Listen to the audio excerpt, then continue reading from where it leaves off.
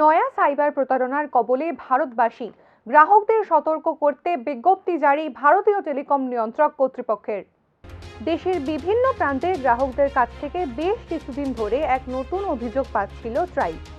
জানা যাচ্ছিল যে বেশ কিছুদিন ধরে কিছু সংস্থা থেকে বিভিন্ন ব্যক্তি ফোন করে গ্রাহকদের ভয় দেখাচ্ছে। বলা হচ্ছে তাদের নম্বর থেকে আপত্তিকর বার্তা পাঠানো হয়েছে, সেই জন্য তাদের পরিষেবা বিচ্ছিন্ন করে দেওয়া হবে।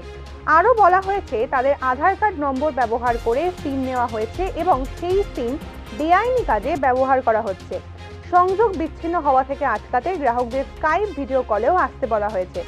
এই প্রতারণার খবর পেয়ে ট্রাইয়ের পক্ষ থেকে বলা হয় যে ট্রাই কোনোভাবেই এই ধরনের গ্রাহকদের ফোন করে বা মেসেজ করে হুমকি দেয় না অথবা ভিডিও কলেও আসতে বলে না।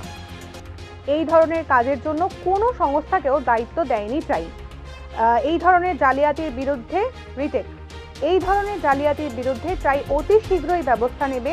এ বিষয়ে টেলিকম বাণিজ্যিক যোগাযোগ গ্রাহক আধিকারিক নিয়ন্ত্রণ বিধি 2018 অনুযায়ী ব্যবস্থা নেওয়া হবে বলেও জানানো হয়েছে। এ ধরনের জালিয়াতির খবর পেলে গ্রাহকদের নিজস্ব পরিষেবা প্রদানকারী সংস্থার সঙ্গেও যোগাযোগ করতে বলেছে try. Bureau report, news now.